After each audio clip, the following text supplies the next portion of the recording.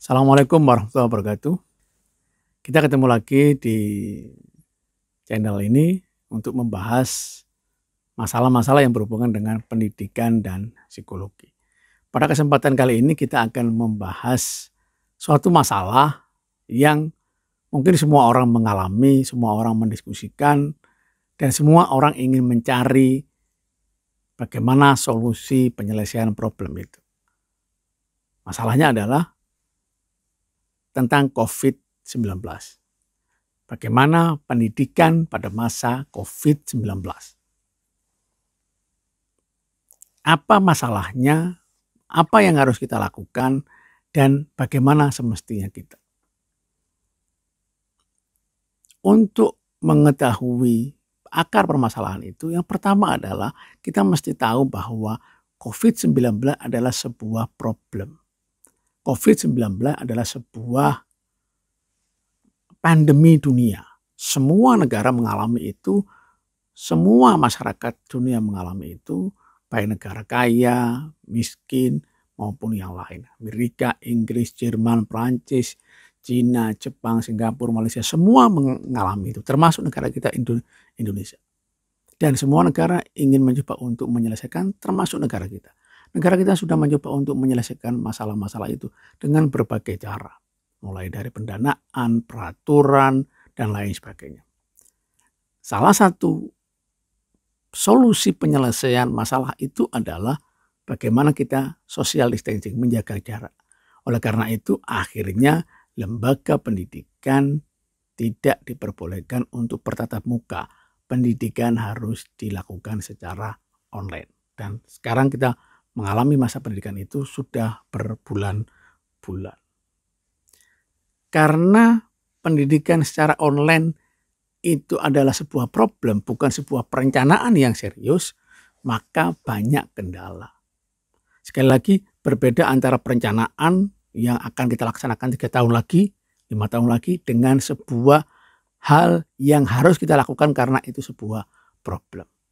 Nah, ada 4 kelompok yang terdampak di dalam pendidikan COVID ini. Yang pertama adalah pemerintahnya sendiri. Pemerintah punya masalah. Kemudian yang kedua adalah lembaga pendidikan terdampak masalah itu. Kemudian yang ketiga adalah orang tua dan yang keempat adalah siswanya sendiri. Pemerintah punya masalah saat mereka melakukan kebijakan pembelajaran online, maka banyak hal yang harus dipersiapkan. Mulai dari infrastruktur, internet, kuota, kemudian infrastruktur yang lain termasuk kurikulum bagaimana pembelajaran online, RPP, ujian, dan lain sebagainya harus dipersiapkan. Nah, karena persiapan-persiapan ini sekali lagi dalam masalah problem yang harus cepat diselesaikan punya banyak kendala. Itu yang pertama. Kemudian yang kedua adalah sekolah. Sekolah juga punya masalah. Sekolah, guru punya masalah. Mereka harus mengajar secara online. Mereka harus mengetahui Zoom meeting, mereka harus mengetahui Google Classroom, mereka harus mengetahui Google Form, mereka harus membuat perangkat-perangkat pembelajaran online di mana mereka harus belajar itu mungkin dengan aplikasi-aplikasi tertentu yang semuanya itu guru-guru tidak dipersiapkan dengan baik. Sebelum-sebelumnya tidak ada persiapan-persiapan itu. Sehingga mereka mengalami kesulitan untuk mengajar dengan secara online. Metode pembelajarannya akhirnya tidak efektif. Banyak guru di pengalaman beberapa sekolah yang saya lihat, termasuk di sekolah anak saya sendiri, sebagian guru hanya mengirim file-file PDF kepada anak-anak lewat aplikasi WhatsApp. Kemudian anak-anak melihat itu, mengerjakan itu, kemudian dikirim kembali. Sekali lagi, pembelajarannya tidak efektif karena guru-gurunya tidak punya persiapan yang baik. Guru-guru kita tidak punya kemampuan mengajar secara online. Kalaupun ada sangat sedikit, hanya sekian % dari guru-guru kita di Indonesia. Umumnya mereka kesulitan. Kesulitan pengajaran, fasilitas, dan lain sebagainya. Kemudian yang kedua adalah, yang ketiga, yang pertama pemerintahnya, yang kedua adalah sekolah dan gurunya. Yang ketiga adalah orang tua. orang tua mengalami problem yang cukup serius. Mengapa? Karena yang pertama, orang tua sudah terdampak terhadap COVID. Ekonomi merosot, penghasilan mungkin menurun. Di samping problem ekonomi, mereka terkena masalah, mereka harus mendapatkan tambahan pekerjaan, yaitu menemani anak-anaknya untuk belajar di rumah. Mereka harus mengawal anak-anaknya, bahkan mereka harus tahu juga aplikasi-aplikasi yang dilakukan oleh anak-anaknya. Bayangkan kalau anak itu anak-anak SD, maka Zoom meeting, Google Classroom, dan lain-lain, orang tuanya wajib mengetahui itu untuk membantu mereka, termasuk mengerjakan soal-soal, tugas-tugas, dan lain sebagainya. Orang tua mengalami problem yang cukup serius. Ekonomi merosot karena memang COVID, seluruh dunia seperti itu, mereka dapat tambahan tugas-tugas yang sedemikian rupa. Ini masalah, sehingga jangan heran sebagian orang tua teriak-teriak di medsos, marah-marah, stres, protes kepada pemerintah, protes kepada sekolah, dan lain-lain. Bahkan ada yang berbicara bahwa lebih baik sudah buku ditutup dan kawin. Mereka sudah kebingungan bagaimana menyelesaikan pembelajaran ini karena mereka sendiri terdampak secara ekonomi dan mereka mendapatkan tambahan beban untuk mendampingi anak-anaknya. Kemudian yang keempat, problem itu adalah problem kepada siswa. Anak-anak dengan pendidikan online, dengan pendidikan masa COVID, ada social distancing, mereka tidak boleh ketemu lagi dengan teman-temannya. Mereka belajar di rumah, sosialisasi berkurang, mereka akan jenuh, mereka akan jarang keluar rumah. Mereka harus belajar secara online. Artinya apa? Mereka ketemu dengan gadget berlama-lama. Yang dulunya mereka jarang main HP, sekarang mereka difasilitasi oleh orang tua untuk bermain, untuk memegang HP karena itu adalah kewajiban mereka untuk belajar secara online.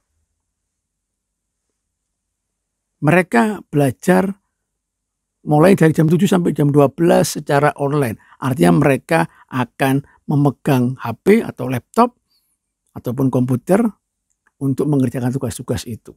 Artinya apa? Artinya mereka sudah familiar dengan gadget, dengan HP yang awalnya kita sebagai orang tua mungkin mengurangi mereka berinteraksi yang cukup intens dengan HP dan lain-lain. Sekarang justru mereka diharuskan berhubungan dengan itu dengan cukup lama. Akhirnya apa? Akhirnya mereka tertarik dengan hal-hal yang lain. Di samping mengerjakan tugas-tugas, mereka juga akan bermain TikTok, bermain game-game yang lain, dan lain sebagainya. Artinya hubungan anak dengan gadget, hubungan anak dengan medsos akan makin serius, akan makin intens, di mana itu punya dampak-dampak yang lain. Ini masalah yang keempat. Sekali lagi mungkin tambahan kepada masalah buat orang tuanya adalah mereka harus mempersiapkan juga yang namanya HP, yang namanya komputer, yang namanya laptop. Bayangkan kalau ada satu keluarga itu 4 anak dan keempat-empatnya itu adalah belajar online, maka saat pagi 4 komputer atau 4 laptop atau 4 HP harus menyala secara bersama-sama untuk digunakan oleh anak-anaknya. Orang tua harus mempersiapkan itu. Orang tua harus mengawasi itu.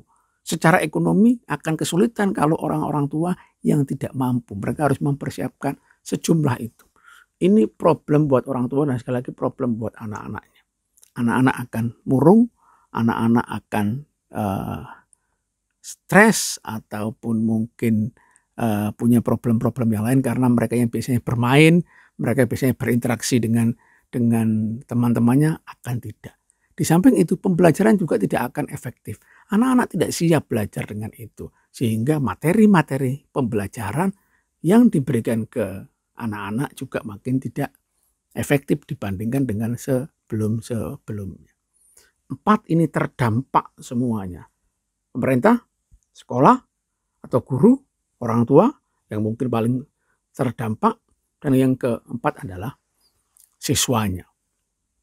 Pertanyaannya adalah, dan yang mungkin sering ditanyakan adalah, bagaimana cara kita menghadapi masa pandemi ini?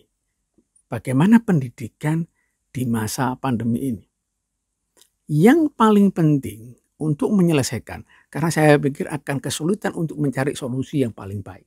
Tetapi yang paling penting adalah solusi itu akan bisa kita temukan apabila cara berpikir kita baik.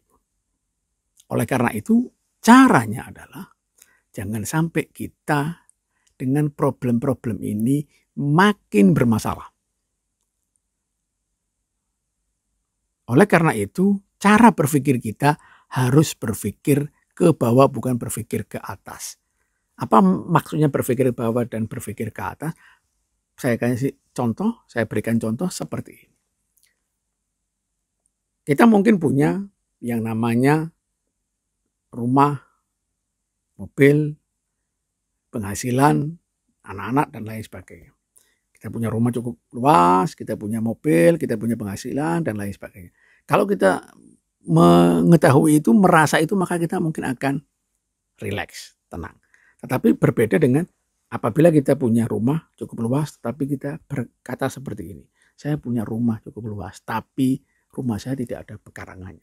Saya punya mobil, tetapi mobil saya hanya mobil biasa dan umurnya sudah 10 tahun lebih. Saya punya penghasilan, tetapi penghasilan saya pas-pasan, tidak bisa menabung, tidak bisa saya gunakan untuk rekreasi ataupun keinginan-keinginan yang lainnya.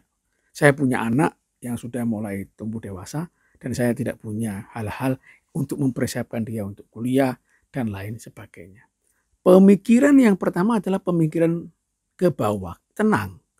Pemikiran yang kedua adalah pemikiran ke atas, yang cenderung murung, yang cenderung makin menderita, walaupun punya penghasilan cukup. Ini masalah. Saat kita berpikir ke atas, maka kita selalu berpikir gini, seharusnya, mestinya, sekolah mestinya seperti ini, pemerintah mestinya seperti ini, saya mestinya seperti ini, dulu saya seperti ini, sekarang tidak. Cara berpikir seperti itu akan menyebabkan problem kita makin dalam. Manusia punya 4 tingkatan stres. Stres adalah ketegangan karena kita punya masalah. Semua orang punya stres. Tetapi ada stres tingkat pertama, stres normal. Kemudian ada tingkat stres yang kedua, stres yang lebih dalam sedikit. Kemudian ada tingkat stres yang ketiga, yaitu stres yang cukup dalam sehingga mereka butuh bantuan orang lain. Kemudian yang keempat adalah stres yang sangat dalam yang dikatakan depresi, sehingga orang-orang itu butuh bantuan obat-obatan ataupun harus dirawat di rumah sakit.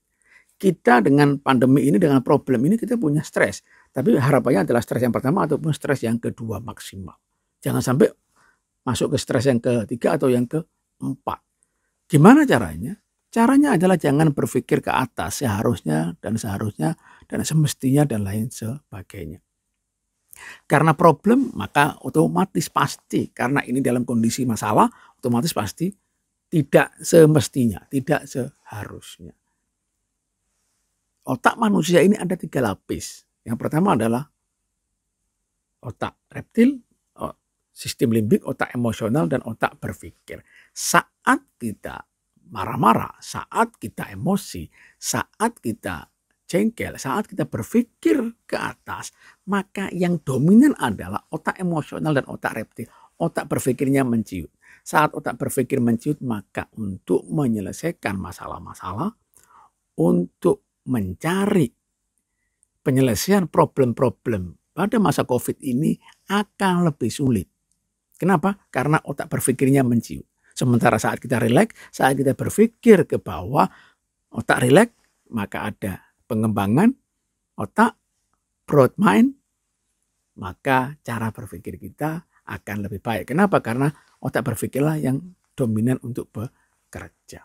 Inilah caranya agar supaya kita mampu mencari solusi-solusi di tengah pandemi COVID-19 saat ini. Solusi yang terbaik adalah itu. Yang paling terdampak adalah kita sendiri dan anak-anak kita. Guru-guru juga terdampak. Pemerintah juga punya masalah. Supaya kita tidak problem kita tidak makin dalam, maka itulah yang mesti kita lakukan di samping kita menunggu mudah-mudahan COVID-19 ini cepat berakhir dan selesai sehingga kita kembali ke keadaan normal. Apa yang seharusnya kita lakukan dan apa yang semestinya kita lakukan. Saya pikir itu diskusi kita tentang bagaimana mencari akar masalah dan solusi dan apa yang seharusnya kita lakukan di masa COVID-19 saat ini. Terima kasih, kurang lebihnya mohon maaf. Apabila ada yang perlu didiskusikan, Anda bisa tuliskan di komentar dan mungkin akan kita bahas di sesi-sesi selanjutnya. Kurang lebihnya mohon maaf. Assalamualaikum warahmatullahi wabarakatuh.